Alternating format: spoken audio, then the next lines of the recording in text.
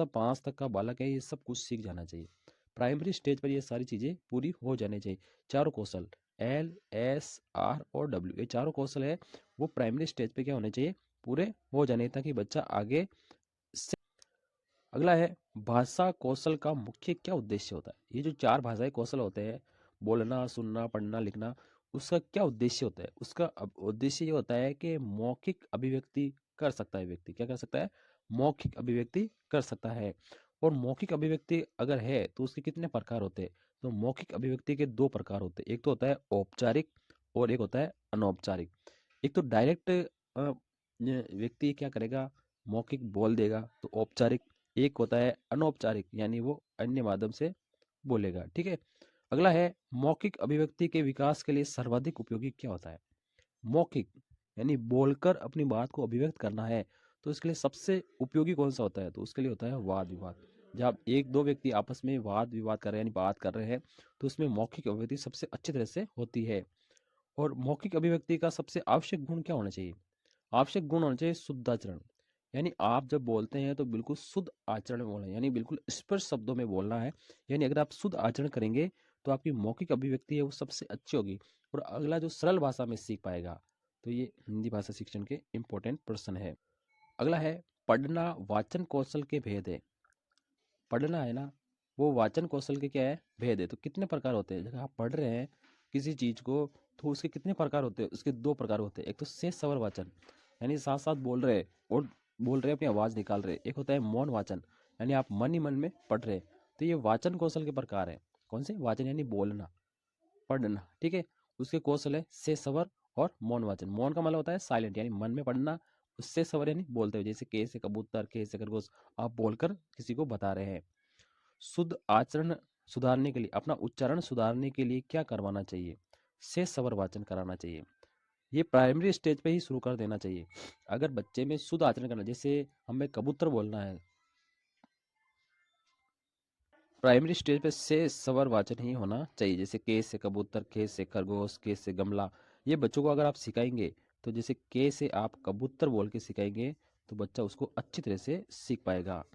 आदर्श वाचन किया जाता है। आदर्श वाचन कौन करता है, आदर्श वाचन अध्यापक करता है। यानी अध्यापक क्लास में क्या करता है, बोलता है, तो वो उसका क्या होता है, आदर्श वाचन होता है।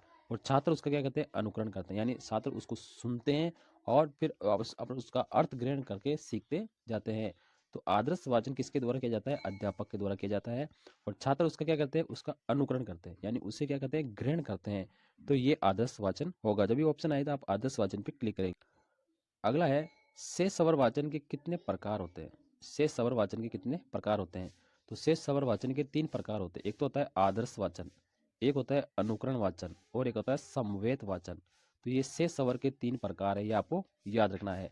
शेष सवर और मौन वाचन 2 प्रकार होते हैं। ठीक है, अपने वाचन कौशल के। ठीक है, तो शेष सवर वाचन में 2 आते हैं, एक आदर्श वाचन और एक अनुकरण वाचन और एक समवेत वाचन। जीवन के प्राथमिक स्तर में मातृभाषा ही सिखानी चाहिए। ये मातृभाषा सिखाने का सबसे प्रमुख स्रोत होता है, वो परिवार होता है। जीवन में जो बच्चा सीखता है मातृभाषा, वो परिवार में ही सीखता है। और मातृभाषा के माध्यम से अन्य भाषा की आसानी से वो सीख पाएगा। ठीक है, तो ये इम्पोर्टेंट रह जाता है। अगला है, ये सवाल है इम्पोर्टेंट, प्रत्येक शब्द पर उचित बल देकर पठन शक्ति का विकास करना, ये किस कौशल से संबंधित है।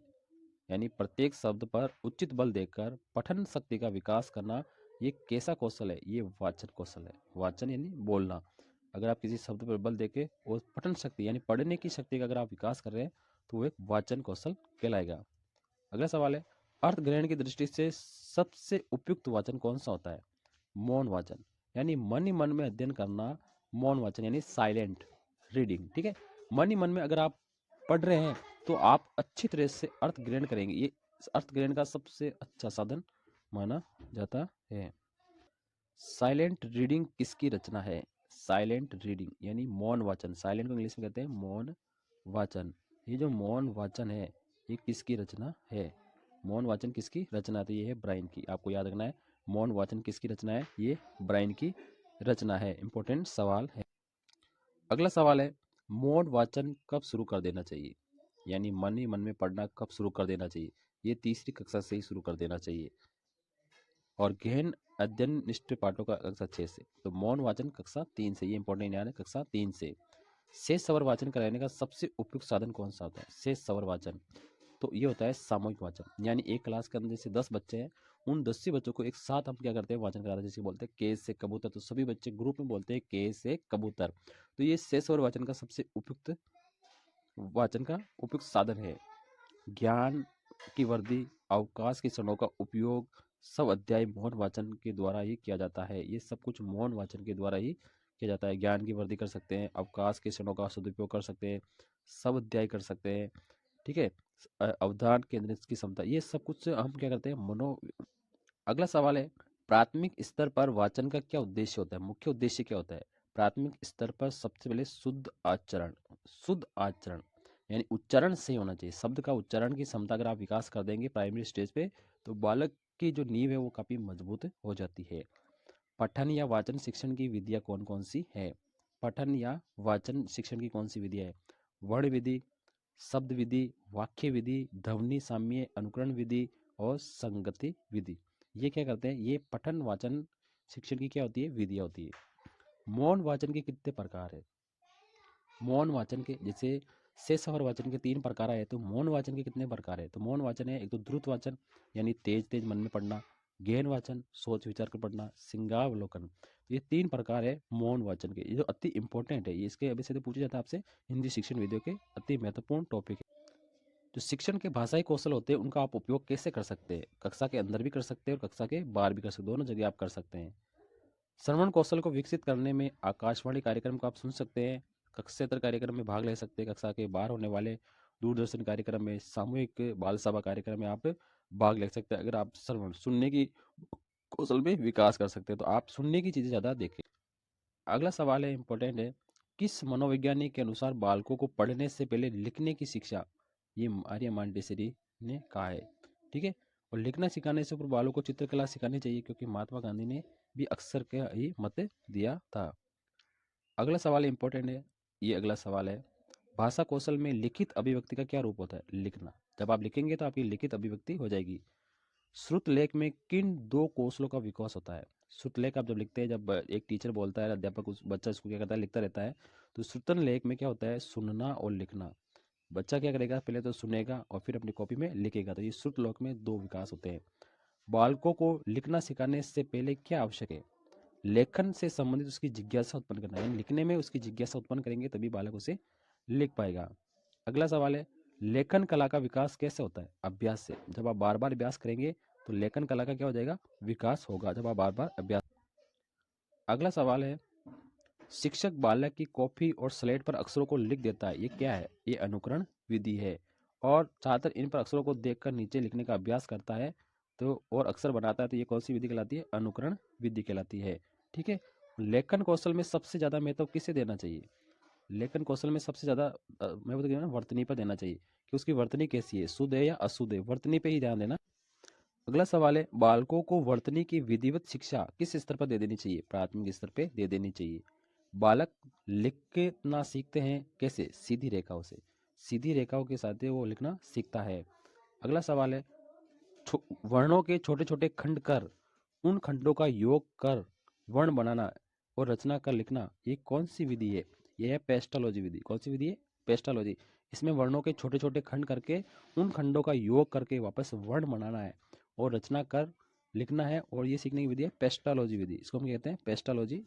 ये अति महत्वपूर्ण प्रश्न है हिंदी शिक्षण के। डिस्लेक्सिया ये कैसा प्रकार है? ये पठन का प्रकार है। पढ़ने में जो प्रॉब्लम आती है वो कहलाती है डिसलेक्सिया। डिस्ग्राफिया इंपॉर्टेंट लगा लो आप इसे, ये लेखन से संबंधित विकार है, ठीक है। आगमन विधि में शिक्षण कार्य कैसा होता है? आगमन विधि में उदाहरण से नियम की ओर चलते हैं। कहाँ चलते हैं? उदाहरण से नियम की ओर, ठीक है। और वाक्य विश्लेषण के शिक्षण में उपयुक्त विधि है आगमन विधि। आगमन विधि। अगला सवाल है, आगमन विधि के 2 रूप है। आगमन विधि के 2 रूप है, एक तो है सहयोग प्रणाली और एक है प्रयोग प्रणाली। प्रयोग प्रणाली और सहयोग प्रणाली, ये 2 आगमन विधि के रूप है। और आगमन विधि कैसी है? एक मनोवैज्ञानिक विधि। आगमन विधि कैसे है? एक मनोवैज्ञानिक विधि है। इसको हम क्या कहते हैं? आगमन विधि। अब इस उल्टा होता है निगमन विधि। इसका उल्टा क्या होता है? निगमन विधि। निगमन विधि में क्या होता है? नियम पहले बताए जाते हैं और उदाहरण बाद में दिए जाते हैं। पहले नियम, भाषा में जो रचना होती है उस रचना के कितने भेद होते हैं। तो यहाँ पर रचना के दो भेद होते हैं। एक भेद होता है मौखिक और एक भेद होता है लिखित। यानी रचना के दो भेद होते हैं। अगर आपके प्रश्न में ऑप्शन आएंगे कि रचना के कितने भेद होते हैं, तो आपके ऑप्शन ए में 2, 4, 6, 3, तो आपको दो आपको ऑप्शन को राइट करना है। अगला है, रचना शिक्षण में चित्र वर्णन की जो विधि है वो सबसे उपयुक्त विधि मानी जाती है। रचना शिक्षण में चित्र वर्णन, अब बच्चा सबसे पहले जो सीखता है वो चित्र के माध्यम से ही सीखना प्रारंभ करता है। तो चित्र वर्णन जो विधि है वो रचना शिक्षण की एक इंपॉर्टेंट विधि है। अब रचना के लिए अनुकरण विधि भी उपयुक्त होती है। ये कब, रचना में अनुकरण विधि कब उपयुक्त होती है, तो ये प्राइमरी स्तर पर सबसे इंपॉर्टेंट होती है। जैसे कि कक्षा 1 से लेकर 5 तक के बालक को अगर आप पढ़ा रहे हैं तो वहां पर बच्चा क्या करेगा, शिक्षक का अनुकरण करेगा। तो रचना शिक्षण में जो अनुकरण विधि है वो भी सबसे उपयुक्त है प्राइमरी लेवल पर, तो आपको ये याद रखना है। अगला क्वेश्चन है, लेखन तथा उच्चारण के लिए अनुकरण विधि उपयोगी है कब। लेखन के लिए और उच्चारण के लिए जो अनुकरण विधि है वो सबसे उपयोगी है कौन से स्तर पे, प्राइमरी स्तर पे। यानी प्राइमरी स्टेज पे अगर आप उच्चारण और लेखन में अगर आप अच्छी तरह से सुधार करना चाहते हैं विद्यार्थियों में, तो आप अनुकरण विधि का यूज कर सकते हैं। तो प्राइमरी लेवल पर अनुकरण विधि सबसे बेस्ट मानी जाती है। चलते हैं अगले सवाल की ओर। द्वितीय भाषा शिक्षण की तुलनात्मक जो विधि होती है, द्वितीय भाषा शिक्षण में तुलनात्मक विधि, जैसे दो चीजों में तुलना करके हम अध्ययन करते हैं, तो उसे अन्य किस नाम से भी जाना जाता है, तो उसे व्यतिरेकी विधि है उससे भी जाना जाता है। यानी तुलनात्मक विधि का दूसरा नाम है व्यतिरेकी विधि। अगला सवाल है, इसमें यहाँ पर ये एक परिभाषा है जो यहाँ पे लिखी गई है। इसमें कहा गया है कि नवीन शिक्षण प्रणालियों में प्रोजेक्ट पद्धति के व्यापक प्रयोग का जो श्रेय है वो किससे दिया जाता है। नवीन शिक्षण प्रणालियों में, यानी हिंदी भाषा में नवीन शिक्षक प्रणालियाँ जो हम प्रयोग करते हैं उसमें इंपॉर्टेंट पद्धति होती है प्रोजेक्ट विधि, ठीक है। और प्रोजेक्ट विधि को हम प्रयोजना विधि भी कहते हैं। उसका प्रयोग करने का श्रेय किसे जाता है, तो ये जॉन डीवी और किलपैट्रिक को जाता है, क्योंकि योजना विधि के जो प्रतिपादक है वो किलपैट्रिक है और किलपैट्रिक ही को ही इसका श्रेय दिया जाता है। अगला क्वेश्चन है यहाँ पर, प्रोजेक्ट विधि में शिक्षा प्रदान की जाती है कौन सी, प्रोजेक्ट विधि में कैसी शिक्षा दी जाती है, तो जीवनोपयोगी जो शिक्षा है वो प्रोजेक्ट विधि में दी जाती है। यानी छात्र के जीवन में उपयोग आने वाली जो शिक्षा है वो प्रोजेक्ट विधि में दी जाती है। अगला वन लाइनर और अति महत्वपूर्ण प्रश्न है, जो ज्ञानेंद्रियों पर आधारित शिक्षा दी जाती है बालकों को। शिक्षण विधियों में ज्ञानेंद्रियों की शिक्षा पर सबसे अधिक बल देने वाली विधि कौन सी है। ज्ञानेंद्रिय का मतलब है जैसे आंख, एक आपकी आंख हो गई, आपके कान, ठीक है, और जैसे नाक।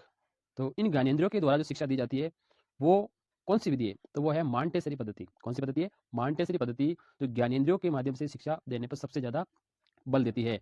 तो इससे बच्चा क्या होता है, ज्यादा सीखता है। अगला है, अभिकर्मित अनुदेशन विधि का जो सिद्धांत है उसे और किस सिद्धांत के नाम से जाना जाता है। जो अभिकर्मित अनुदेशन सिद्धांत जो स्किनर ने दिया है उसे सब गति का सिद्धांत, सब यानी अपनी गति से ही बालक क्या करता है, सीखता है, तो उसे हम कहते हैं सब गति का सिद्धांत। तो इसका दूसरा नाम क्या है, अभिकर्मित अनुदेशन, ठीक है। अगला जो इंपॉर्टेंट सवाल है यहाँ पे, किंडरगार्टन पद्धति किसने दी है तो किंडरगार्टन जो पद्धति है वो फ्रोबेल ने दी है। किसने दी है, फ्रोबेल ने। किंडरगार्टन क्या होता है, एक बगीचा होता है, तो बगीचे का जो उदाहरण है वो किंडरगार्टन पद्धति में आता है।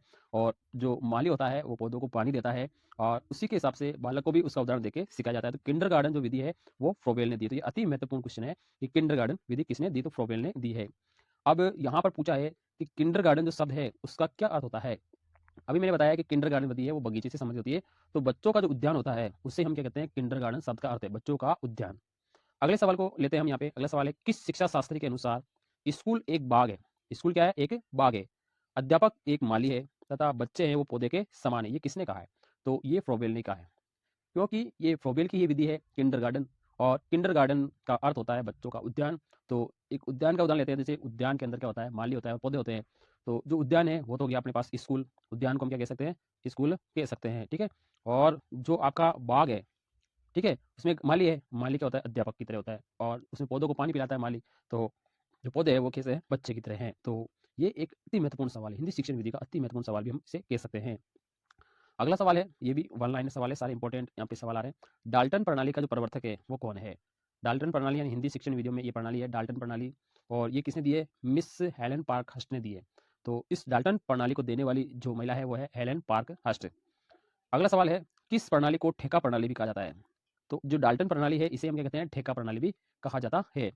अगला और इंपॉर्टेंट सवाल है, खेल विधि के प्रवर्तक कौन है। खेल विधि के प्रवर्तक कौन है? तो खेल खेल में ही बच्चों को सिखाना, ये विधि दी है हेनरी कॉल्डवेल कुक ने। यानी बच्चों को खेल खेल के माध्यम से ही शिक्षा देना, ये एक खेल विधि होती है और ये हेनरी कॉल्डवेल कुक ने दी। अति महत्वपूर्ण सवाल है ये, आप इसे जरूर याद करके रखें। अगला है व्याकरण जो अनुवाद विधि है उसका अन्य नाम क्या है? तो हिंदी में जो व्याकरण अनुवाद विधि है उसे हम भंडारकर विधि भी कहते हैं। तो ये भी अति महत्वपूर्ण सवाल है, व्याकरण विधि का दूसरा नाम क्या है? तो भंडारकर विधि रहेगी। तो ये इंपॉर्टेंट सवाल है। अगले सवाल की तरफ चलते हैं।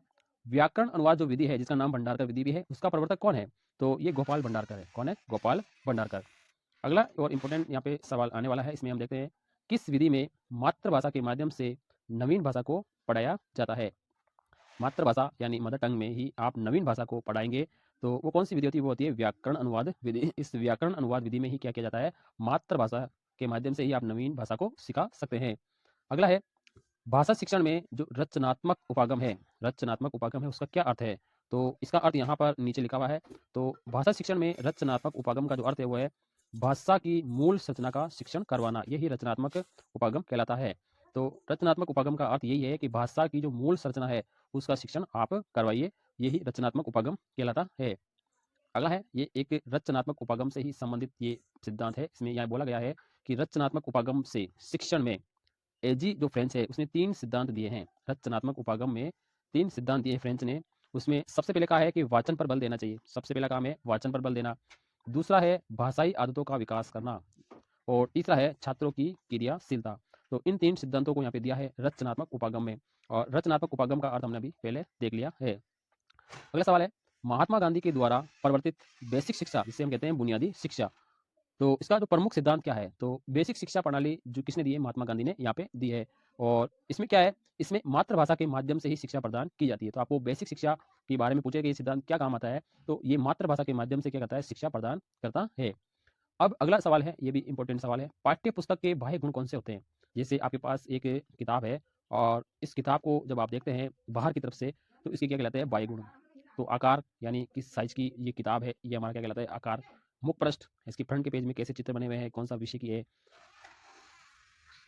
इसमें जो बुक्स आपकी होती है, यहाँ पे आपकी बुक है तो इसका आकार कैसा है, मुख पृष्ठ में कैसे चित्र है, कौन से विषय की है, इसका मूल्य क्या है, शीर्षक क्या है, इसकी जिल्द बाइंडिंग कैसी है। तो जो पाठ्य पुस्तक में जो बाहर से हमें दिखाई देती है उसका क्या कहलाता है? बाह्य गुण कहलाता है। तो ये भी इसका वस्तुनिष्ठ प्रश्न बन सकता है, इसे आप विशेष तौर से ध्यान रखेंगे, ये इंपॉर्टेंट। अगला है पाठ्य पुस्तक का आंतरिक गुण क्या होता है? जैसे बाह्य गुण हमने सीख लिया कि बाह्य गुण क्या होता है, तो पाठ्य पुस्तक का आंतरिक गुण क्या होता है? तो आंतरिक गुण होता है, एक तो होती है विषय वस्तु, तो उसकी कैसी विषय वस्तु है, विषय विविधता क्या है, भाषा शैली उसकी क्या है, और इसमें किस तरह के चित्र यूज किए हैं। तो इसमें चित्र जो अंदर आते हैं वो भी है, भाषा शैली कैसी है, विषय की विविधता कैसी है, वस्तु विषय कैसी है, ये सब इसके आंतरिक गुण कहलाते हैं। तो ये इंपॉर्टेंट सवाल है। अगला सवाल है, यहाँ पर हमारा सवाल है पाठ्य पुस्तक जो होती है उसमें शिक्षक या छात्रों के लिए इसमें क्या होता है? तो पाठ्य पुस्तक शिक्षक और छात्रों के लिए ज्ञान अर्जन का साधन होता है। यानी पाठ्य पुस्तक से शिक्षक हुआ या छात्र हुआ दोनों ही ज्ञान अर्जन करते हैं, तो ये इनका क्या है? साधन है। तो पाठ्य पुस्तक को हम साधन कहेंगे, साध्य नहीं कहेंगे, ये आपको ध्यान रखना है। पाठ्य पुस्तक जो होती है वो एक साधन है, साध्य नहीं है। अगला जो इंपॉर्टेंट सवाल है, प्राचीन काल में जो पाठ्य पुस्तक है उसके लिए किस शब्द का प्रचलन था? तो प्राचीन काल में पाठ्य पुस्तक के लिए ग्रंथ शब्द का प्रचलन था, उसे ग्रंथ के नाम से जाना जाता था। तो प्राचीन काल में जो पाठ्य पुस्तक है उसे ग्रंथ कहा जाता था। सवाल कैसे आ रहे हैं दोस्तों, लाइक जरूर करें, कमेंट भी बताएं। हिंदी भाषा शिक्षण में कितने उपागम होते हैं? तो ये ऑब्जेक्टिव टाइप प्रश्न इसे आ सकता है कि कितने उपागम होते हैं, तो आपको ऑप्शन लगाना है कि 2 उपागम होते हैं। तो 2 वाले पे आपको क्लिक करना है। तो कौन कौन से होते हैं? एक तो होता है पाठ से सर्ग उपागम, वो एक होता है रचना उपागम। तो भाषा हिंदी भाषा के शिक्षण में ये 2 तरह के उपागम होते हैं, पाठ से सर्ग उपागम और एक रचना उपागम। अगला सवाल है, इंपॉर्टेंट है, आप इसे मोस्ट लगा सकते हैं, ठीक है। पाठ्य पुस्तक रचना के सोपान जो होते हैं उसका उचित क्रम आपको बताना है। तो जो पाठ्य पुस्तक होती है उस पाठ्य पुस्तक की जो रचना होती है उसमें सोपानों का उचित क्रम होता है। सबसे पहले तो आपको विशेष सामग्री का चयन करना होता है। तो सबसे पहले आता है विशेष सामग्री का चयन, उसके बाद उसका क्या स्त्रीकरण है, ठीक है, और लास्ट में आपका होता है प्रस्तुतिकरण। तो ये इसका क्रम होता है, विशेष सामग्री का चयन, फिर स्त्रीकरण और फिर प्रस्तुतिकरण। तो ये आपको याद रखना है, उचित क्रम आपसे यहाँ पे क्रम पूछा जाएगा। तो इसमें तिरछा उल्टा लिखा होगा तो आपको इसमें मिलान करना है कि ऐसा किसमें लिखा हुआ है। अब यहाँ पर डॉक्टर प्रेंसी की एक परिभाषा है और परिभाषा यहाँ से स्टार्ट हो रही है। यहाँ पे देखेंगे निदान का जो महत्व है वो नगण्य है। निदान का महत्व क्या है? नगण्य है। यदि उसके अनुसार बच्चों का उपचार नहीं किया जाए तो वाचन संबंधी निदानात्मक परीक्षा के परिणामों में किसे महत्वपूर्ण कार्य किए हैं? तो ये डॉक्टर प्रेंसी। तो यहाँ पर थोड़ा सा मिस्टेक हो गया, यहाँ पे थोड़ा हम ध्यान देंगे। यहाँ पर ये पर्सन अलग है और ये पर्सन अलग है। तो हमने इसको परिभाषा देख लिया था। परिभाषा नहीं, निदान का महत्व नगण्य है। निदान का महत्व नगण्य है। क्यों?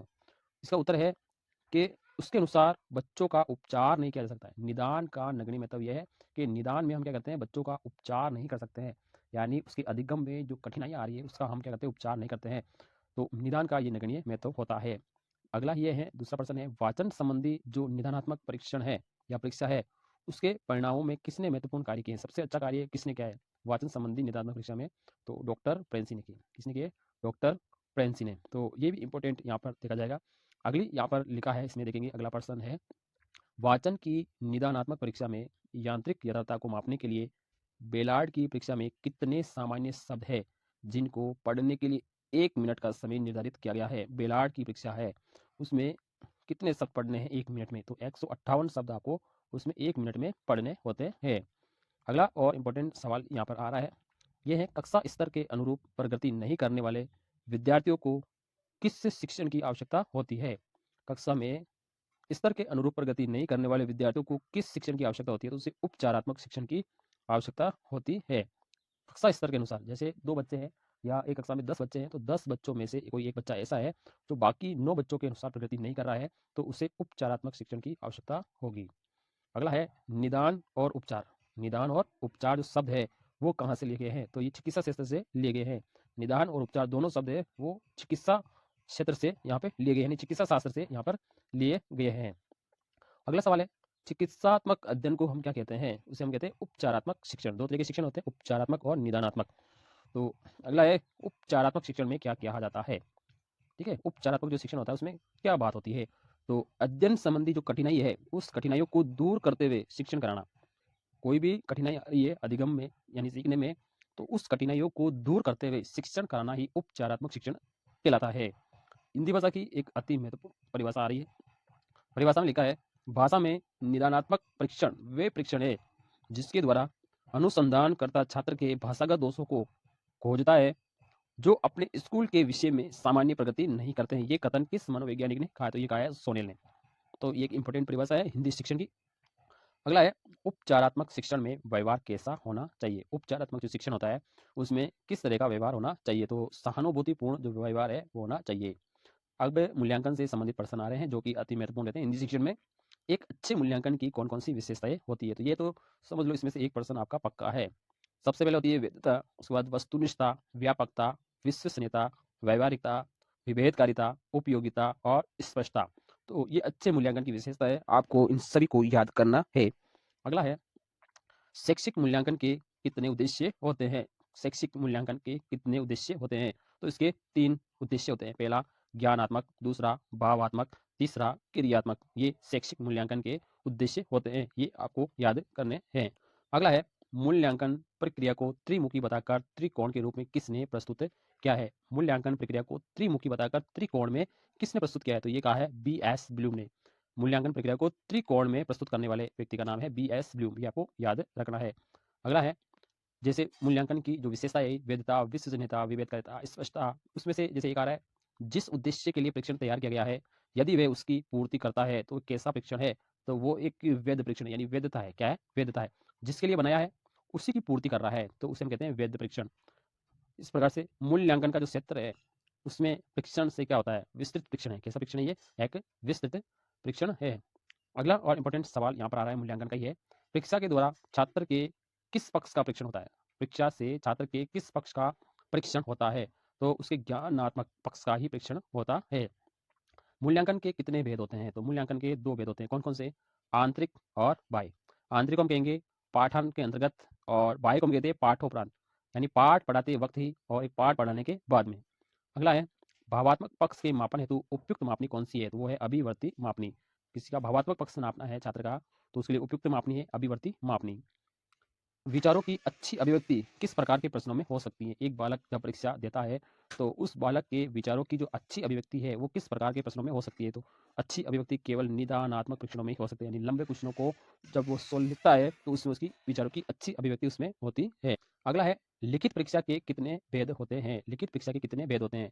तो लिखित परीक्षा के 2 ही भेद होते हैं, एक तो होता है निबंधात्मक और एक होता है वस्तुनिष्ठ। तो ये 2 ही प्रकार होते हैं इसके लिखित परीक्षा के। अगला है, अधिक विश्वसनीय परीक्षण कौन सा है? सबसे अधिक विश्वसनीय, तो लिखित परीक्षा के दो होते हैं, निबंधात्मक और वस्तुनिष्ठ। तो सबसे अधिक विश्वसनीय परीक्षण कौन सा होता है? तो ये होता है वस्तुनिष्ठ परीक्षण, जिसका दूसरा नाम है प्रेमापी कृत परीक्षण। ये सबसे विश्वसनीय होता है, क्योंकि इसमें 4 ऑप्शन आते हैं, ए, बी, सी और डी। तो इसमें से आपको एक ही राइट करना होता है, कोई से आप राइट करेंगे तो ये इसकी क्या है, विश्वसनीयता होती है। इसमें लिखने की कोई बात नहीं होती कि छात्र अलग-अलग लिखेगा।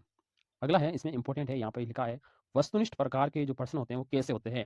तो वस्तुनिष्ठ प्रश्नों के अंदर देखो, एकांतर अनुक्रिया वाले भी आते हैं, सत्य असत्य वाले भी आते हैं, बहुविकल्प प्रश्न भी आते हैं, मिलान पद वाले प्रश्न भी आते हैं, वर्गीकरण वाले प्रश्न भी आते हैं, रिक्त स्थान की पूर्ति वाले प्रश्न भी आते हैं, युगलीकरण वाले भी आते हैं, विषम का चुनाव वाले भी होते हैं, और सादृश्य अनुभव। तो ये सभी वस्तुनिष्ठ प्रश्नों के प्रकार है।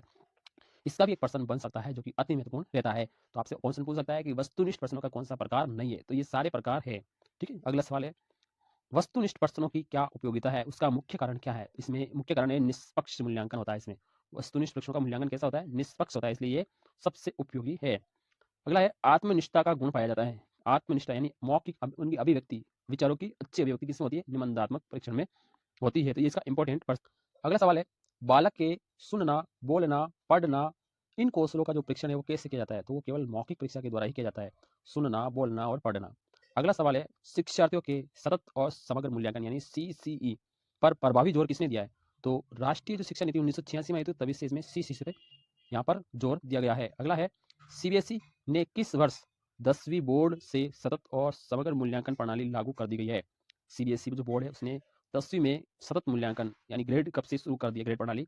तो सत्र 2010-11 से ही यहाँ पे जो ग्रेड वाली जो प्रक्रिया है वो यहाँ पे लागू कर दी। जैसे A grade, B grade, A plus grade, B plus grade, ये वाली शुरू कर दी गई थी। अगला सवाल है, सतत और व्यापक मूल्यांकन का मुख्य क्या उद्देश्य होता है? विद्यार्थियों की अधिगम क्षमता का संवर्धन करना। अगला है, विद्यार्थी के लगातार मूल्यांकन हेतु सबसे उपयुक्त विधि कौन सी है? तो सतत और व्यापक मूल्यांकन पद्धति। अगला है, सत्र की समाप्ति पर उपयुक्त जो मूल्यांकन है वो कैसा मूल्यांकन होता है? संकलात्मक मूल्यांकन।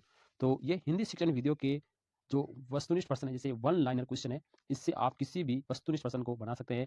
अगर आपको इन सभी वन लाइनर क्वेश्चनों के उत्तर आते हैं तो आप कम से कम हिंदी में इस वीडियो के माध्यम से आप 3 से 4 सवाल आसानी से कर पाएंगे। इसमें से 3 से 4 सवाल आपके रीट में ज़रूर मिलने वाले हैं। तो ये इंपॉर्टेंट वन लाइनर क्वेश्चन थे, आप इसे ज़रूर देखें, अपने दोस्तों के साथ ज़रूर शेयर करें, चैनल को सब्सक्राइब करें, ऐसे वीडियो लगातार आते रहेंगे। थैंक यू, धन्यवाद।